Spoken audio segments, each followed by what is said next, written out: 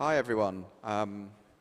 So we're here to talk to you today about the computable economy and real-world assets and how this can unlock exponential wealth. Okay.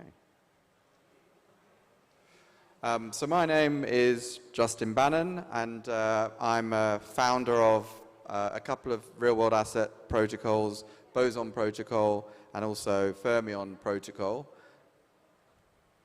Yeah, hi everyone, I'm Jason Potts, founder of the Blockchain Innovation Hub at RMIT University in Melbourne and a crypto economist. So the talk we're going to give today is based on an academic paper that we wrote earlier this year on the computable economy. So to start, if we look at the history of the economy and we go back, say, to the Stone Age, we see this pretty significant growth in human wealth. And if we zoom in a bit on that uptick, what you see is in the last 300 or 400 years, this real strong exponential growth in human wealth. And the question is, what's caused that? Yeah, so what we want to do is to tell a story of how economies have evolved and what this means for, what crypto is bringing into this story. And we've got a narrative that argues that we are going through a revolution at the moment of a very particular sort. So origin of wealth, the standard story we know about this is new technologies. So, once upon a time this was fire, and then, steel and steam, and we gradually worked our way through a sort of sequence of hundreds and thousands of, new industrial technologies that gave us the modern economy.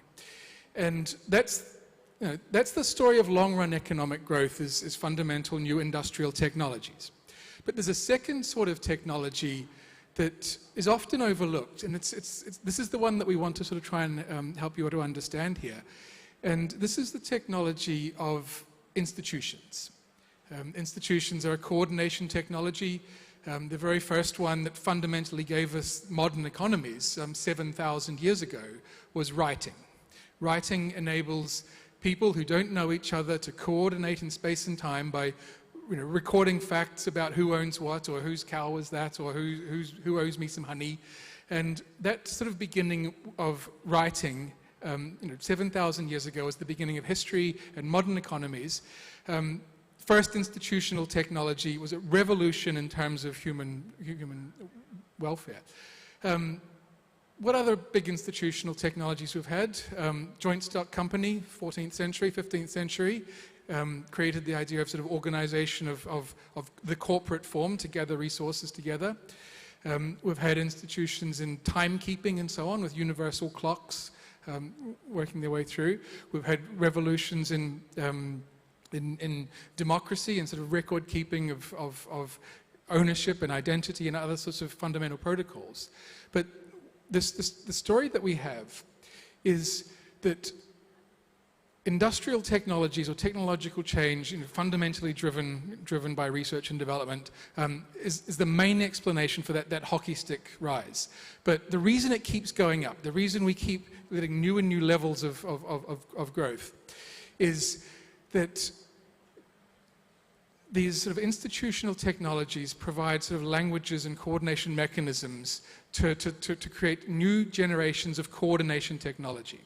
And what we are going through now, the sort of the crypto revolution that's being powered up by AI and all of these other digital technologies, is a fundamental new type of economy.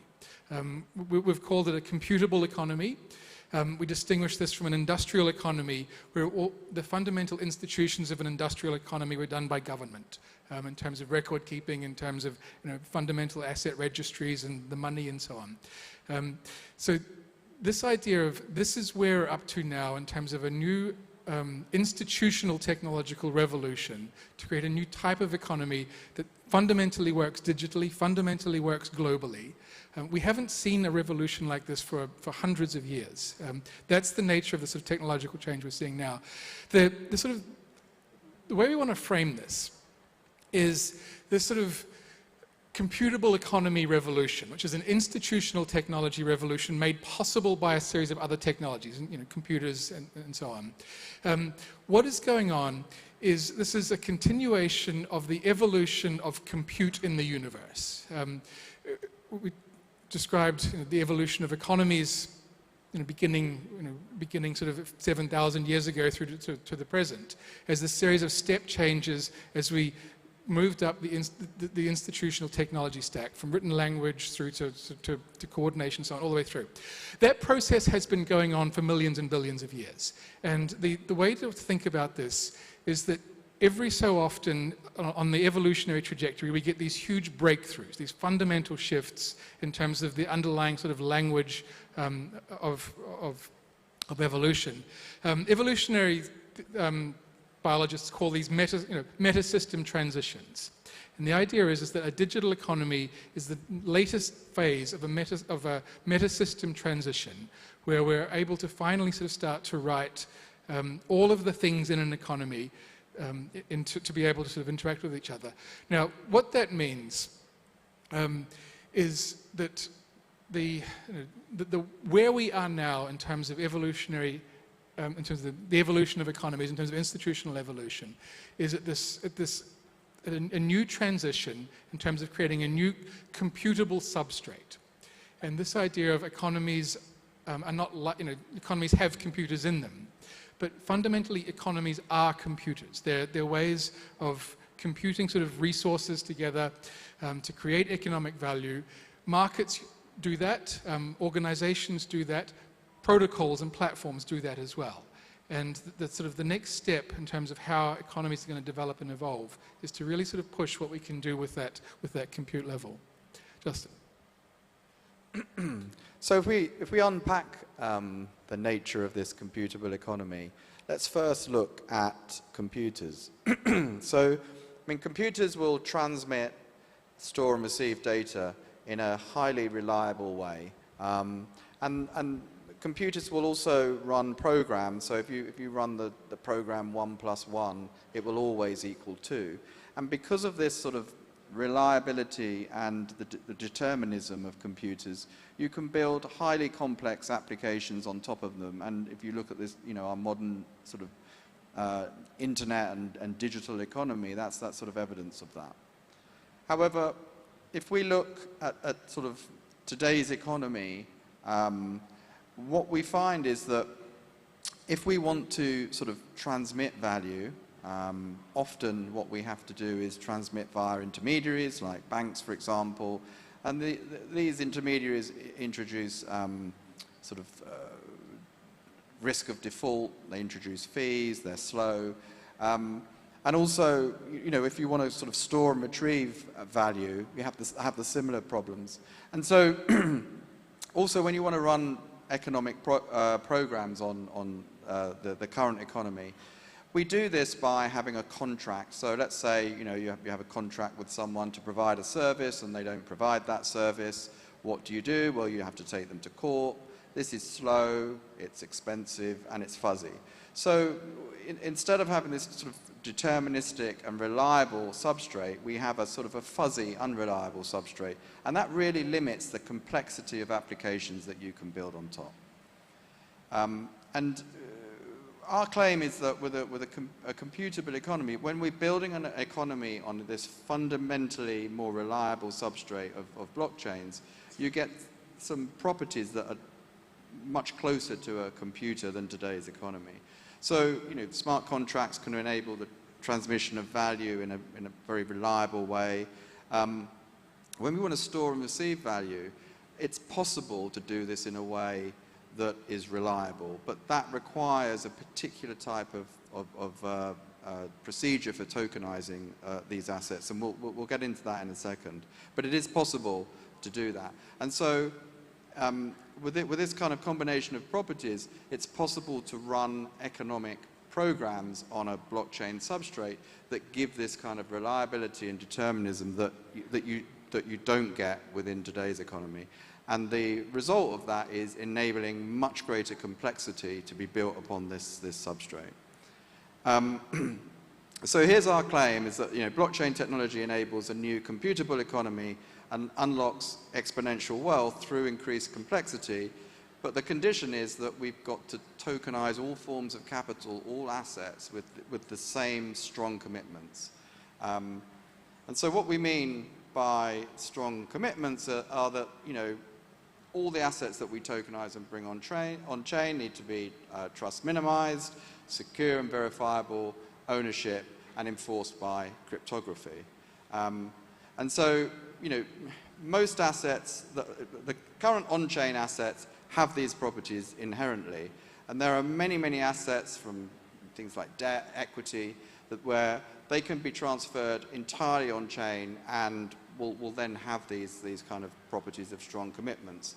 But there are always a class of assets that will have a physical residue, physical assets. And these can't entirely be represented on-chain.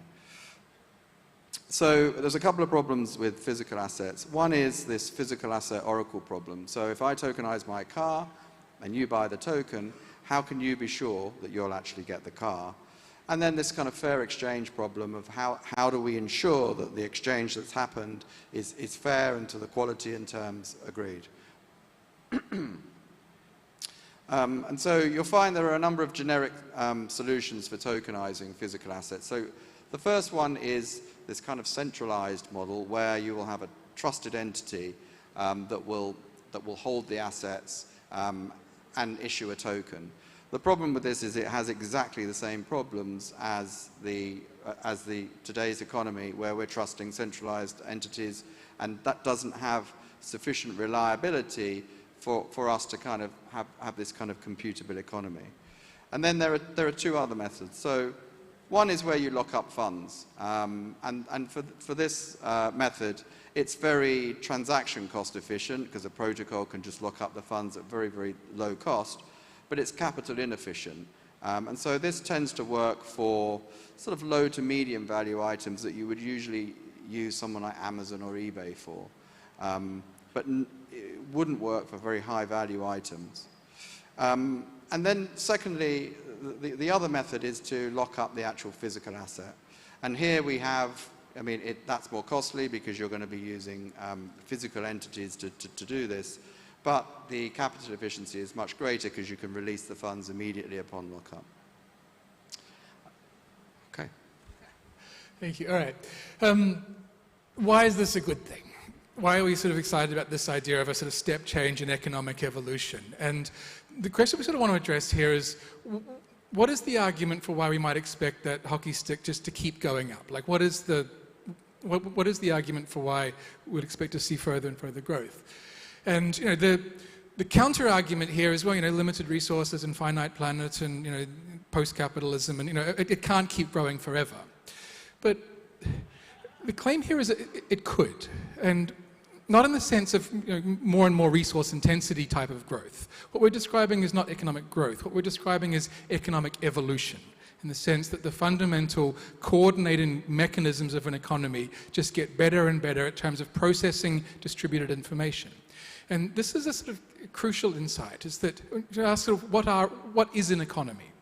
An economy is a way that a bunch of humans come together and create resources and provision each other. We use it for making stuff and doing stuff. But we also use economies for organizing and growing knowledge.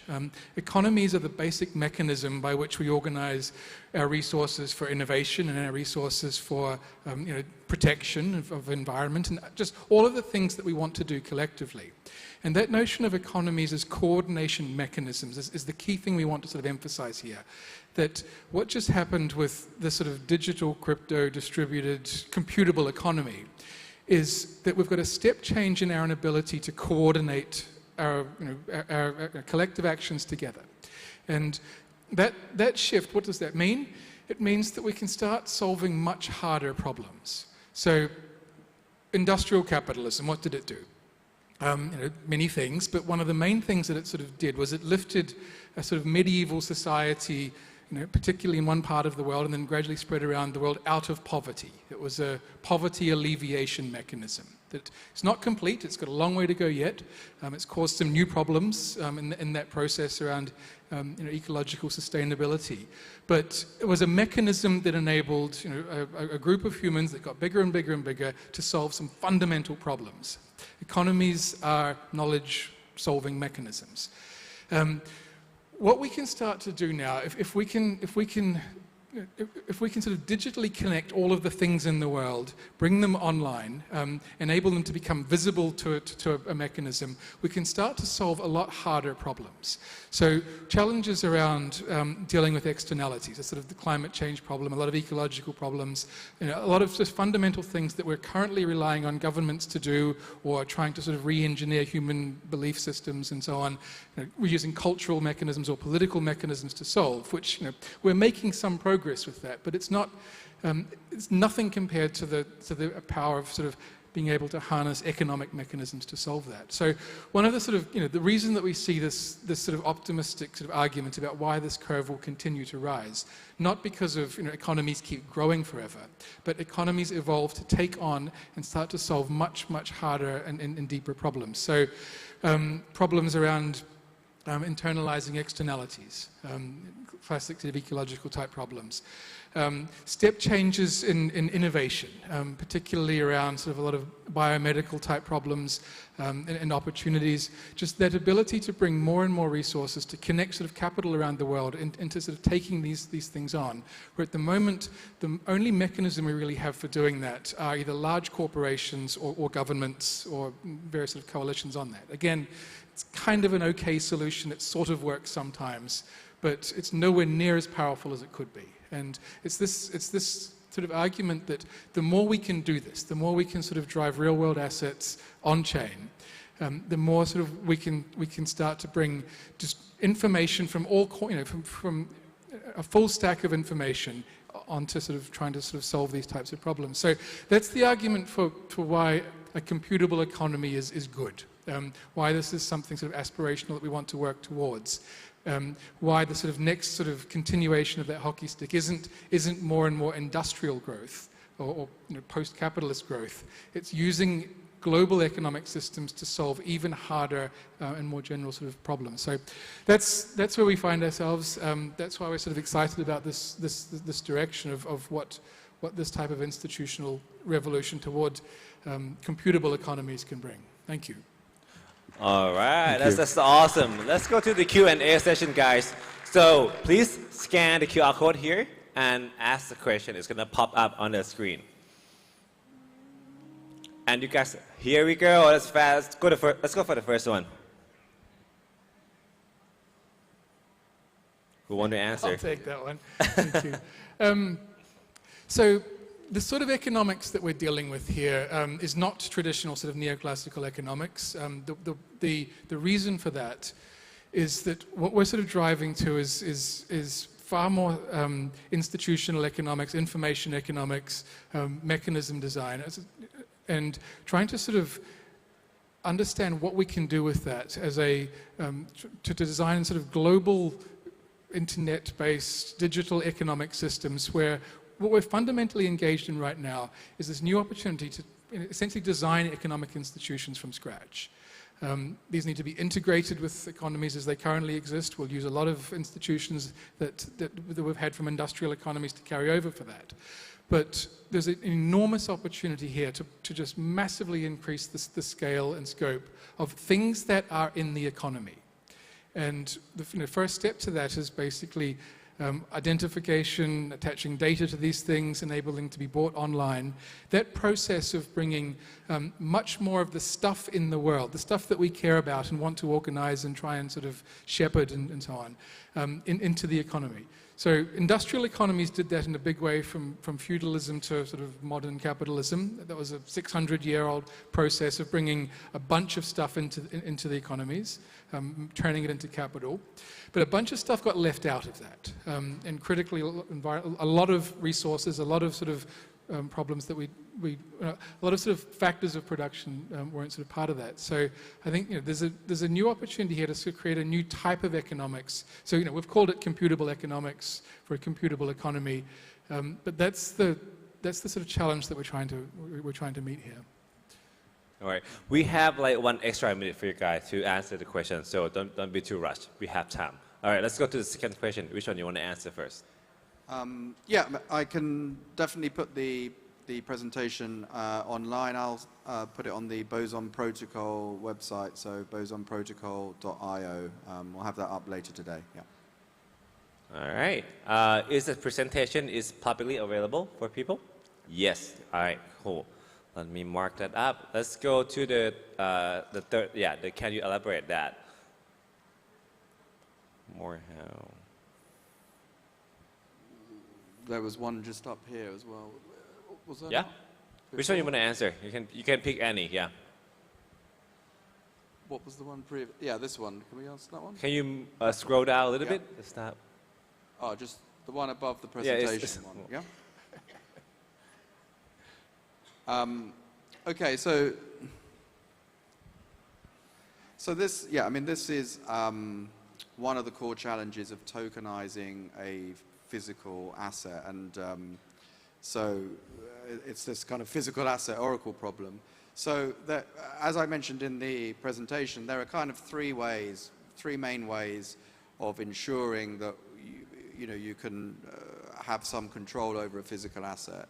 One of them is to use a centralized sort of system and trust that centralized intermediary, but that kind of, well, it doesn't unlock computable economies, and is very much just using the current methods. So aside from that, you have two ways of doing it. One is you can lock up the funds, within a protocol, and the second is that you can use a trusted verifier and custodian to lock up the actual physical asset, and in that case, the protocol would still control who the custodian releases the asset to, and so those are the two main ways of enabling this for physical assets. Yeah, let's do the last question here. Which one you want to answer? The financialization of everything, that's an interesting point. So I don't see this at all as financialization of the world. What I see it as is the computization of the world. What we're trying to do is to bring all of the, anything that we want to be part of an economy, which means things that we want to organize and coordinate, things that we value and want to organize and coordinate, we need to bring them into an economy. The standard way you do that is with property rights, or just attaching ownership and identity and prices and so on into something. One of the things that can go wrong with that is that it becomes financialized and becomes a speculative object. But the reason that you're wanting to do that in the first place is because you care about something and you want that information in a system to coordinate. The flip side of financialization is basically politicization. When there are things and parts of an ecosystem and a global economy and so on that aren't part of the economy, externalities, what happens is that we have to use a different mechanism for coordinating them. That mechanism is usually politics. Sometimes that works great. If we have high quality politicians and everyone votes rationally, and we have a legitimate institutional process to produce only good political outcomes, that system really can work. It's just it doesn't always work like that, and not all countries have that sort of state. So this idea of sort of trying to bring in things that currently sort of aren't part of the economy, to turn them into part of the economy through a process of attaching, of sort of capitalizing them or attaching asset or attaching identity to them, enables them to be computed by the economy. It enables them to be efficiently, rationally allocated, to find sort of the best uses for them. So, now financialization is a risk of that, but politicization is the sort of counter